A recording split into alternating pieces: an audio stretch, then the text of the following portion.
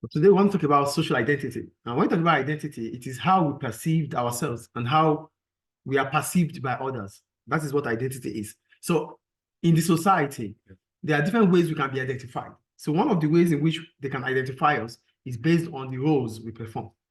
So now we want to talk about role and identity.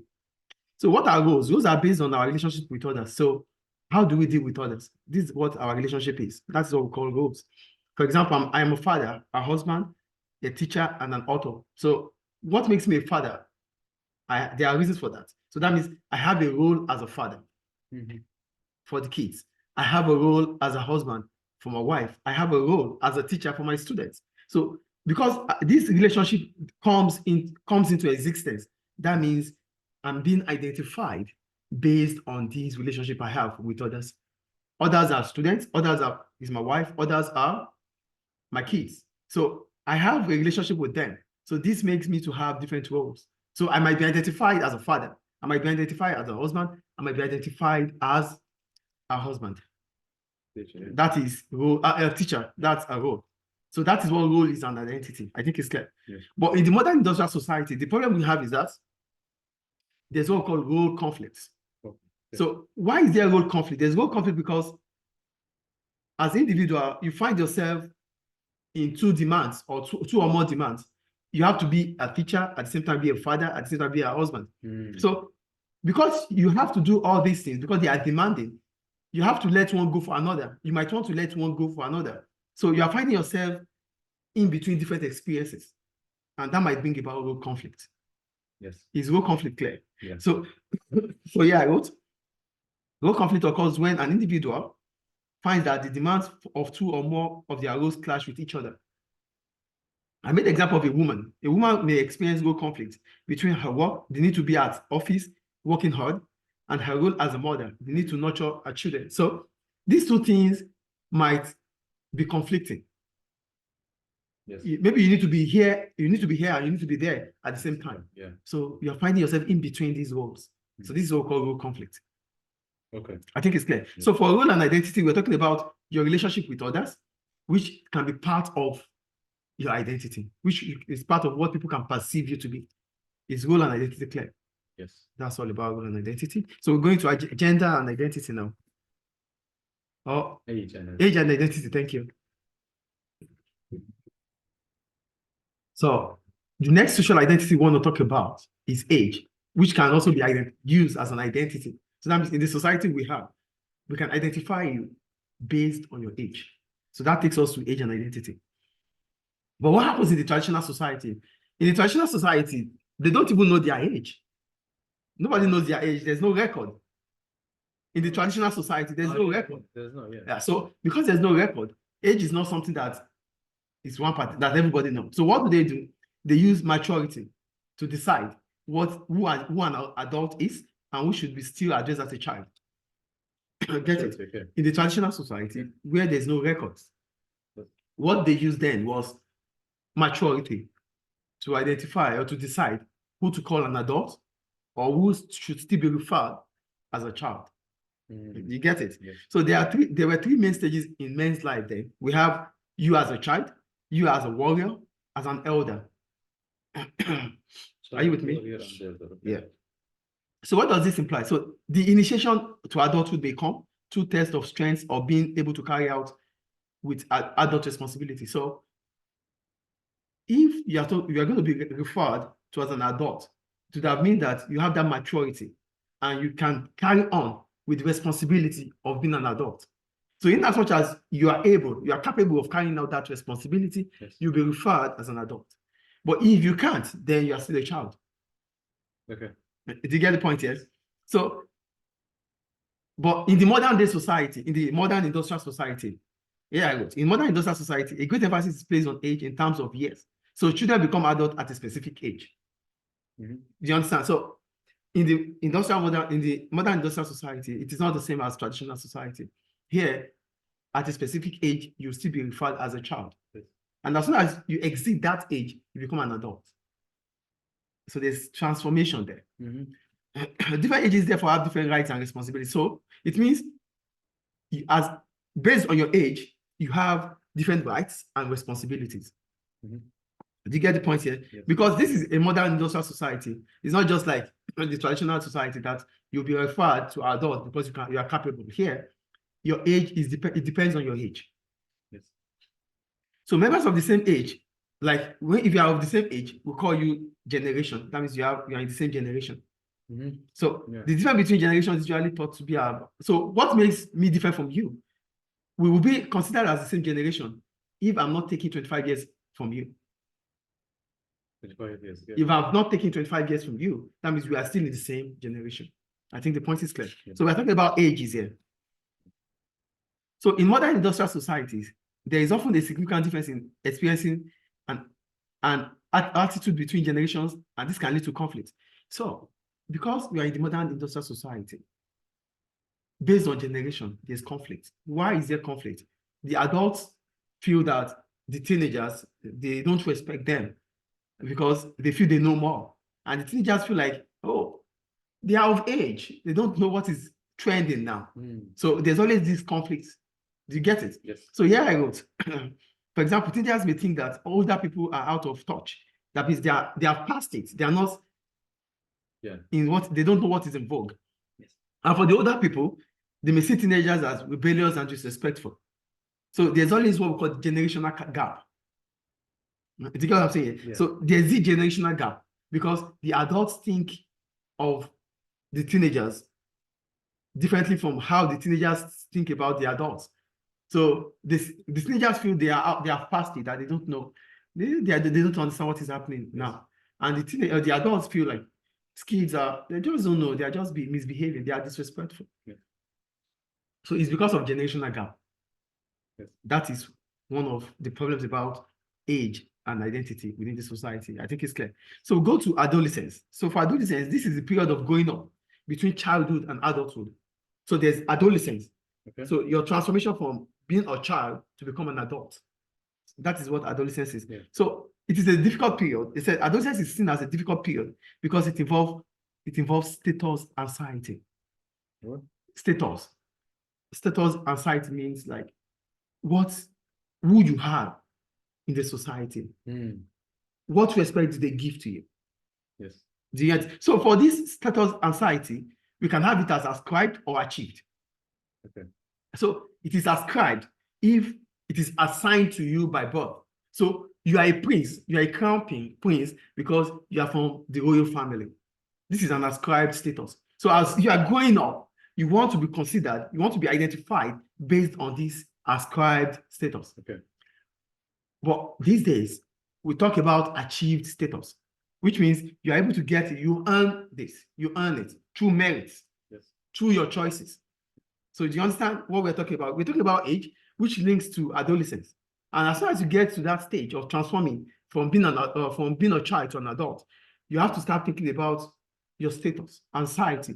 What would they call me? What kind of person will I be referred to? Yes. So this brings us to the ascribed status and the achieved status. Yes. For ascribed, it means you're born with it.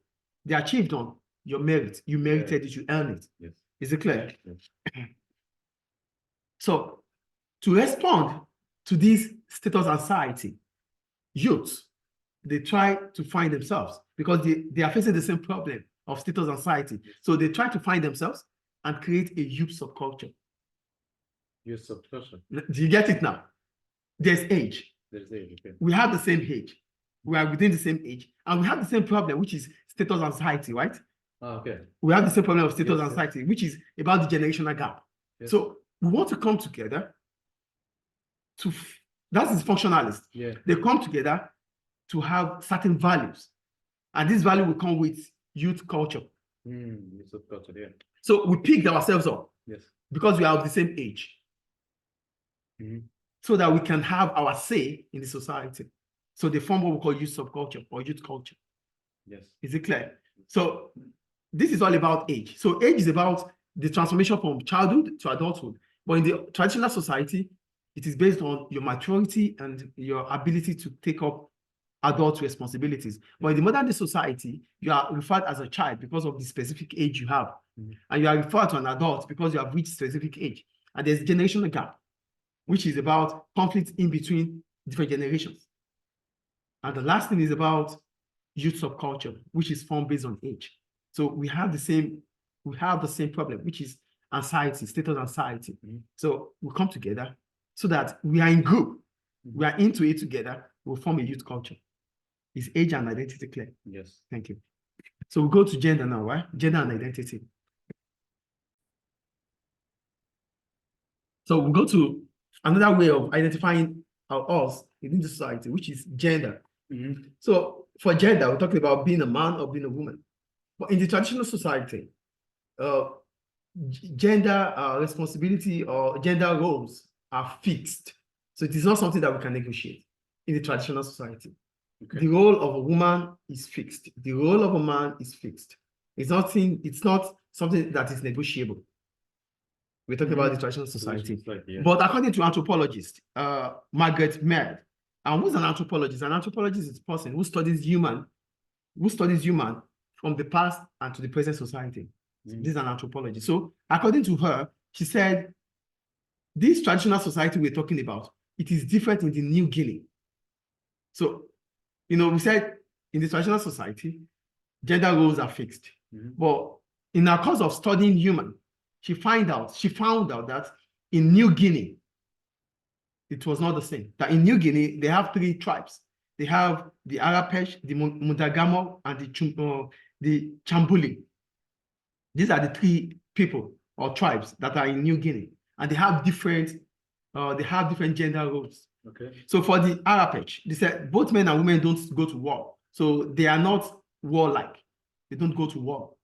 So we said the gender role is fixed, which means men do this, women do this. But in the Arapesh society, men and women do not go to war. So that means there's no fixed role for them.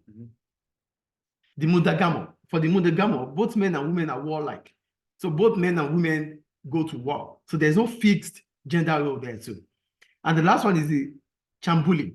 The Chambuli society, their women go for work. They leave their villages to find work. While the men, they stay back at home to take care of their appearances. So they care more about how their look, and the woman does the job. Do you get it? Yes. So this is according to Margaret. So this thing is different in the Western society during those eras. In the Western society, it is not the same. We're not talking about the industrial modern society. We're talking about the Western society in the traditional era. Yes. So the Western society, she said, women, the opposite of the Chambuli is the same as Western society. The men do the work, and the women stay back at home to take care of their appearances. That is in Western society. Do you get the point here? Yes. So now it takes us to the modern industrial society. So for the modern industrial society, gender is an essential part of the identity. So men took what functionalists call the instrumental role, while women took the expressive domestic role. So in the industrial society, in the modern industrial society, the functionalist ideology is that men should be instrumental, women should be expressive in terms of their roles. So why do we call it instrumental role? We call it instrumental role because it's about taking care of the physical aspect and the economic aspect of the life of the family. And for the expressive role for women, it's about the emotional aspect of the life and taking care of the kids. Do you get it? So it is about looking after the home and emotional needs of the family. That's expressive role, which is clear. So this takes us to the masculinity and femininity stereotypical idea. Okay. So there's a stereotype that says, oh, he is masculine. The ideology is about masculinity. The ideology is about femininity.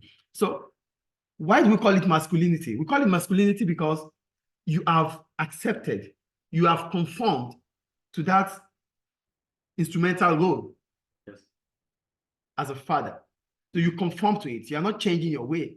This is what you have. So you are restricted to that role by conformity. So that means you are being referred to as masculine. That means your way is masculine. Do you get the point? Yes. So for femininity, it means as a woman, you are conformed to that role of expressive or domestic role. So that means you have the feminism idea, femininity idea. Yes. Do you get it? We're still talking about gender roles here, as a man, as a woman. So there's masculinity, which means you are conformed to that instrumental role, and femininity because you are conformed to that expressive or domestic role. Clear? So what are the masculinity features?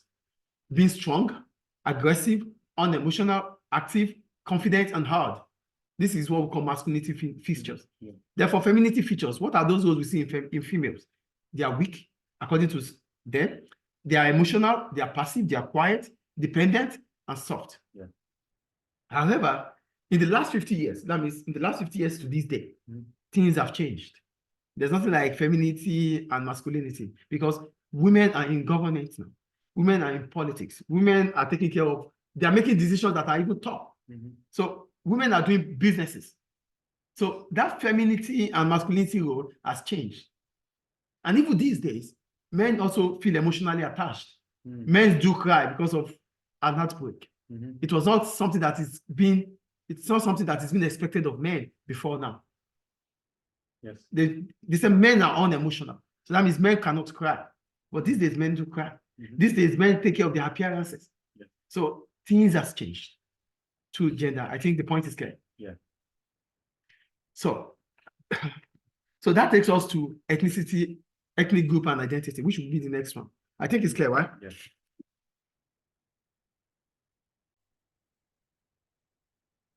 So go to identification through ethnic. So this ethnic group and identity. So for ethnicity, ethnicity is being considered as a social construct. Why is it a social construct? It's a social construct because this group exists only because we want it to exist. Okay. And we identify this group and we reinforce our members to follow with the values of that group. So ethnicity is a social construct. That means it's existing because people want it to exist. Do you get the point? Yeah. So here I wrote, ethnicity is a social construct. Ethnic groups exist only because people identify themselves and others as members of the groups and reinforce boundaries between these groups. So they make sure that there's a boundary. So this is who we are. You are not part of us. So it is being constructed that way. Yes. So this is a problem because we have created boundaries. Yes or no? So to solve this ethnicity problem, we need to find a national identity. National identity. So yeah, you're from Amazigh, you're from Taruna, you're from this, but you are a Libyan. So the national identity is that you are a Libyan. Yes. So without that, we continue to fight because we have created a boundary. Oh, he's not part of this region. Because he's not part of this region, he shouldn't stay in this region. But if he's a Libyan, so that means he have access to every part of the Libyan territory. So there's no boundary. People do fight. War do exist. War come into place because of boundaries. Yes. Yes or no? Yeah. So to reduce it, we said we can only solve it through national identity. Yes or no? Yeah. So why is it okay for us to solve it through national identity? One, because there are several subcultures or ethnic groups within the nation. So the sort of national identity looks stronger than loyalty to certain subculture. National identity is better because we have different subcultures. So if you are loyal to your country, yes, it's far better off than being loyal to a group. Yes. So your loyalty to your country puts everybody into peace. A lot of wars start because people break away. They want to break away from one group to another. So that's one of the reasons why we need national identity to solve the problem of ethnicity. The second one, the national boundaries are artificial as they do not correspond to natural dividing features such as rivers and mountains and to where people actually live. What they are saying is this: they see that the natural boundaries that we create are artificial. Why? Because they don't really reflect on the natural features, like the mountain is dividing them, or the rivers are dividing them, or the places they are staying divides them. The maps we see, the maps that is being designed by these Europeans are mostly, they take even people of the same language, they separate them. Do you notice that or not? Yeah. So that means all these national boundaries that we create are all artificial. So that's why we must not create boundaries. So you'll be like, why they speak the same language? They have almost the same culture. Why are they in different boundaries? This is why we call it natural. They are not natural, they are artificial boundaries. So the problem to solve this, we have to see ourselves as one in national identity. Yes. Is it clear? Then, how does the government come about persuading people to accept national identity? One, through national symbols. So we have a symbol. Oh, this is our flag. So we have the same flag. Having a head of state or a king. So this is our leader. So he's a figure, he's the national figurehead. So we are committed to him. We are following him, or we are following her. National anthem, we have the same national anthem. National festival, we do the same festival. Yeah. Broadcasting and mass media. So it is Libyan 218, not just for Tripoli. It is. So these are ways in which the state or government persuades people to embrace national identity. Yeah. Is it clear? Yeah. So the next one is social class and identity.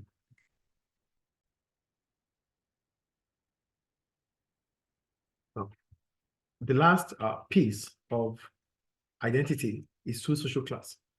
We're talking about the class we belong. We have three major classes. We have the middle class, the upper class, and the working class.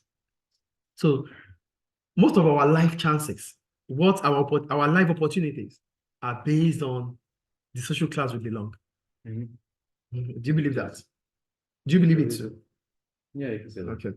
So the reference is always on this, like the upper class. Who are those in the upper class? Who are those in the middle class? Who are those in the working class? So we are identified as this class based on certain things. Like for the upper class, they identify them through what they spend on luxury, on expensive cars, expensive houses. Oh, it belongs to the upper class. So that identity comes based on their spending. Yes. I think the upper class is clear. Is it clear or not? Yes. Okay. Then we have the middle class. Those in the middle class, they also try to express themselves. They like to express who they are, and they have that, they have that zeal to move up the upper class, to move up the ladder, the social ladder, to like becoming an upper class. So they also try to spend conspicuously. They try to do those things that the upper class can do. And they try to work hard. They try to get obtain more education qualification so that they can reach the upper class. I think the middle class is clear. Yes. So they are in between. They don't always want to go back to the working class. They always want to move up the ladder of the social ladder. Then we have the working class where we are right now. So for the working class, one thing is this: they are aware of their living standards. They are aware of their jobs. They are aware of their livelihood. They have low living standards. They know that. So what do? They try to find out from themselves. They try to find each other out, come together, come up with values that has to be respected. And this is what they create as an identity. Yes. Do you understand? Yes. So since they are aware of their status, they assert values on their way of life. These collective identities have been weakened by local. Now, they become stronger because they have asserted values into their livelihood. They know this is who we are. And they find unity to be what becomes their strong point. But the problem is that as soon as the upper class knows or notice that they are rebelling against them, they let them lose their jobs. So when they lose their jobs, they become weakened because they don't have income. So they don't have say anymore. So this is about identity and social class. And that ends the lesson. So we're going to social stratification, the next lesson. Thank you.